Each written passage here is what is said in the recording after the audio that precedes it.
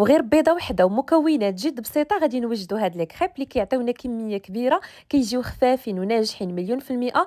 احتفظي بالفيديو عندك حيت غادي تحتاجيه من بعد.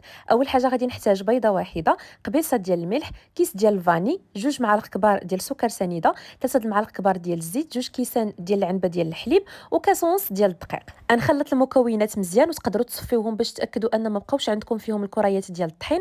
نخلي هذا الخليط كيرتاح تقريبا 5 ديال الدقائق. من بعد كندوز كنطيبوا المقله ديالي ما تكونش كتلصق، نخليها حتى كتسخن مزيان. غير تشوفوا ان الفقاعات بداو كيطلعوا والجوانب بداو كيتحمروا، كتقلبوه من الجهه الاخرى وكتكملوا بنفس الطريقه. هاد الكريب هادو هاد الوصفه بالضبط راه كيجيو لي كريب ديالكم خفافين، وتبارك الله هاد الكميه ولا هاد المقادير اللي عطيتكم راه كيعطيوكم 7 ديال لي كريب اللي كيكون الحجم ديالهم كبير. فغير جربوا هاد الوصفه هادي، انا متاكده غادي تعجبكم.